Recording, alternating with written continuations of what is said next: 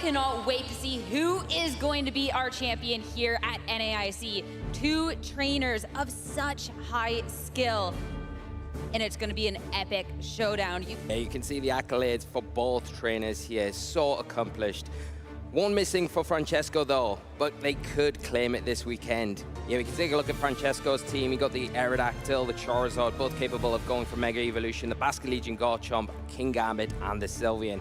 So many familiar pieces. It's going to be Aerodactyl and Charizard once again, Kingambit, Sylveon, Garchomp. But let's talk about what's different this Farigiraf. All right, let's make some noise, everybody. It's time to get started here with our Masters Finals. Francesco Piopero going up against Eric Rios, and the lead right away, Aerodactyl and Sylveon. Aerodactyl on the opposing end as well, next to Kingambit. Yeah, the Aerodactyl's coming out as a form of choice for both trainers. Do they both lock into this Tailwind? You want to keep pace with each other, Gambit and that Iron Head. It's not going to be a swap, though. Instead, Mega Evolution right away with this Aerodactyl. Of course, we can go on the offensive. We can try and just set up that speed control. Have to see how they want to be going ahead and playing. That's, of course, another Mega Evolution coming on out. And, of course, you want to try and get this pressure off, but if you can delay Tailwind by maybe one turn and kind of stagger them, that can maybe be an advantage for these trainers. No Tailwind for either. Rock Slide right away. So much damage going on to Eric's side of the board. To follow up the retaliation, we will get a Tailwind from Eric. So Eric has the speed for now, but if Francesco sets it up on the next turn, it might be dangerous. But a Sylveon, the Hyper Beam, we are going for maximum damage to be starting this one out, and that's enough for the KO on Kingambit. That's a huge turn from Eric, and what a lead, going for that Tailwind and saying, if you don't go for it, I'm going to punish it, and going for the Hyper Beam to charge this next turn. But what a trade-off from Eric in this first turn. Got the speed advantage as well with that Tailwind. But one, do you lock into the wide guard for that protection? It's exactly what we see. No spread damage attacks are going to be hitting into Francesco, so Rock Slide is going to be null and void. Both of these Pokemon will stay safe. Great way to make sure you're not taking damage and can leverage your own. Hyper Voice in retaliation is enough to drop the Aerodactyl. Yeah, it's a really nice response from Francesco to get rid of the Mega on Eric's side. Protection, it does burn the turn for Eric, but they have taken a cost for that, losing a Pokemon and taking a lot of damage on the Sylveon. But you've got to remember, they've got the speed advantage now after that Tailwind setup to supersede that. It looks like it doesn't. This is really key for Francesco to get back into this game. So now both trainers Tailwind up an Iron Head from the opposing end into Sylveon, enough to take the KO and take another piece of the puzzle away from Francesco with that one-hit KO. And sure, there's some speed, but another Hyper Beam coming out from Sylveon. We're going for all of the damage and enough for a double KO on this turn. Wow, what attack by Eric. Not wanting to go for that Hyper Voice that you think would be safer. You don't need to spend a turn of recharge, but saying, no, if I get the opportunity to attack, I'm gonna attack. Some really useful information there, knowing that the Kingambit actually went after the Sylveon. There's still a lot of momentum this Garchomp has to be making up for, though. So Earthquake, the first one, so much damage into the Kingambit, and of course, Sylveon goes down. How much damage is Kingambit going to do in return, though, to try and take away the final Pokemon? Kowtow Cleave into Garchomp, bringing down to exactly half. Yeah, and that is some nice damage, but the Tailwind ending on Eric's side of the field, not going to matter too much to claw back some momentum while this Tailwind is in effect. A couple of turns too late.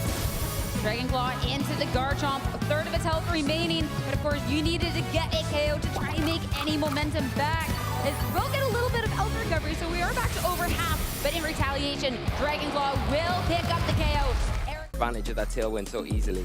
Down one in the set. Francesco has to switch it up to try and make it into a game number 3. Heading into the leads, Eric, Aerodactyl, and Kingambit on the opposing end. We're gonna have a mirrored face-off. Yeah, we've got match and snap here. Both players have the ability to set up their Tailwinds. It's probably a great idea to do that. Pretty speedy one. Well, going into this one, no swaps.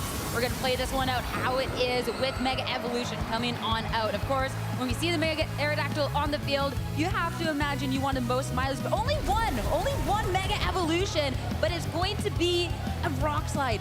So much damage out to make sure that you're bringing it down to just a bit of health. Follow-up Tailwind from Eric, so he will have the speed, but does he have the damage with his own Kingambit? Oh. No, the flinch, no damage coming on out, and it's going to be a low kick to take it down. Yeah, this is a huge turn for Francesco, going for that rock slide, fishing for the flinch and getting it. All important, breaking that focus sash on the opposing King Gambit and then following through with that low kick. Really well played here. Branded so much if it does enter the field.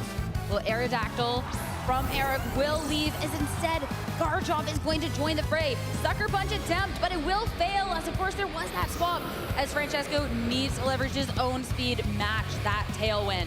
Yeah, now in that position where the Hyper Voice, not the Hyper Beam coming out, getting some valuable damage onto the field. That critical hit onto the King Gambit, really unfortunate pressure later in this game, so you've got to really make the most out of these Pokemon. Sucker Punch doing some nice damage there, but is the dual wing beat going to be? No, it's not into the Garchomp, into that Sylveon. It will be good damage, but both Pokemon on Eric's side going to be able to retaliate now. Are they able to pick up key knockouts? That's going to be the thing. We're doing damage from Francesco, but in return, it's going to be Eric to take a KO onto this King Gambit. So it's going to be a turn of really, really big damage and potentially a KO, but not quite going to be there. And one Pokemon down means it'll actually be a Sylveon to follow up. So Francesco, when that damage isn't there, he lost 2 Pokemon. Where do you go? Well, it all comes down to the 2 Pokemon remaining for Francesco. If one of them is the Sylveon, it's going to be coming in pretty good position here, and there it is. It's going to have that Hyper Voice, and it will be threatening big damage, potentially a knockout onto the Garchomp. All important game number 3, Detect from Eric. Make sure that his Sylveon will survive through the turn. As a Rock Tomb, it's going to be attempting into it, so nothing will happen there. Follow-up Earthquake. Sylveon for Eric will stay safe, but we're looking for big damage over on the opposing end of the board. Both Pokemon at about half of their health, but now we get the Hyper Voice in return. And of course, a Pokemon like Garchomp is not going to appreciate this one at all. No, and that's a big knockout here. It's going to critical hit. You would imagine most scenarios that Garchomp is able to take a Hyper Voice, but again, it comes down to the training. More importantly, Francesco picking out the opportunity there to take down that threat. Now it's forcing out the Aerodactyl onto the field. Eric's in that spot. It does have Ice Fang. That is one of the things. It's going to be able to pressure the opposing Garchomp best spots, and Francesco really adjusting well in this game too. Going into this, it's going to be an Aerodactyl with that Mega Evolution finally pressed within this match. Time to find out. It will be a Dragon Claw into it instead. So Aerodactyl, having already taken so much damage on that first turn, cannot withstand that hit. Follow-up Hyper Voice, single target damage will take the opposing Sylveon down. And that damage because of Tailwinds, at least you're covering that potential Rock Slide and getting some value for it as well. One final game between these 2 top trainers getting into it. Again, with the Sylveon and Aerodactyl going up against Aerodactyl and King Gambit for Francesco.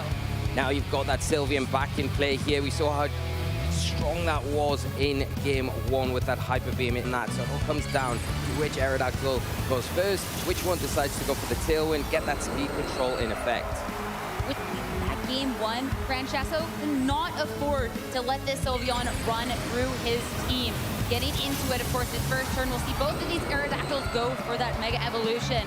Both so speedy, it's time to see which one is going to be faster and who can set that momentum. No tailwind from either. It's actually going to be a Rock Slide, and a Rock Slide miss onto the opposing Aerodactyl. Sylveon will take a punch of damage here, but it's going to be the follow-up that's important. And okay, with Eric going for the tailwind, actually, now Sylveon. Oh, the huge flinch. It's the flinch coming on out, so Sylveon cannot deal that big amount of damage, and instead goes down on this turn. Yeah, that's really unfortunate for Eric there. Great for Francesco, because taking a big lead in this game here, going for that Rock Slide turn 1 once again. Fortunately misses the Aerodactyl, but more importantly that flinch, stopping the Sylveon in its tracks and then allowing the King Gambit to close up and knock it out. Especially if Francesco suspects the Rock Slide, the Earthquake combination. So it does make life and decisions harder for Eric in this moment. All right, a swap out Aerodactyl for Eric is gone. Stomping Tantrum into King Gambit on Francesco's end takes a lot of damage, as this is where we're going to see the tailwind match. Of course, staggered 1, Francesco will have a little bit of that speed going on further into the match. Low kick into the opposing end, though. So much damage, and will bring King Gambit down to its focus sash. Yeah, what a call here from Francesco, punishing that switch in, and now this King Gambit down to its focus sash. From King Gambit here, go for that all-important Sucker Punch and get some valuable damage onto this Aerodactyl. Sucker Punch and Sucker Punch get damage onto both partners out on the field. Of course, Rough Skin Recoil will bring this King Gambit down lower. Follow up with the Rock Slide, though, will connect into both of the targets, so King Gambit goes down. Only 2 Pokemon left for Eric. Yeah, now things looking really difficult for Eric after losing that Sylveon so early on. The Dragon Claw isn't going to be enough. It's not enough. Not enough to try and get the first kill of the match. And now with only 2 Pokemon remaining, Eric has to put a lot of trust in this Aerodactyl. It does have full health. And Gambit, but you're probably going to have to take a Sucker Punch for your trouble. so much damage with that Sucker Punch thanks to that critical hit. Now Ice Fang into the opposing Aerodactyl to try and leverage this score. And now with the Garchomp still able to act on this turn, it looks like Eric will be able to even out this Pokemon count. Double KO. Yeah, I like the Ice Fang a lot, not wanting to get kind of caught with that wide guard, going for that single target attack and taking down that big threat. That's huge for Eric here. And now with the Garchomp, the Aerodactyl, they're in a nice position to start hopefully getting back into this game, but they've taken so much damage to get to this stage, whereas Francesco can bring in 2 Pokemon, 2 powerhouses as well that are in a real strong position to start closing this out, and Francesco is inches away. One of the stronger trainers out there and the title within reach.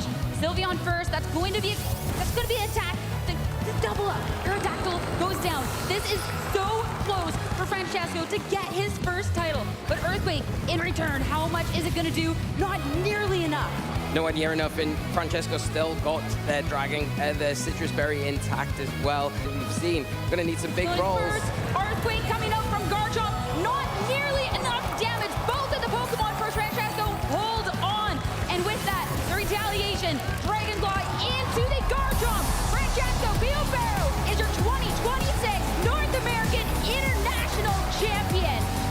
He has come so close in the past, so close to that title, that championship title, and today he's done it.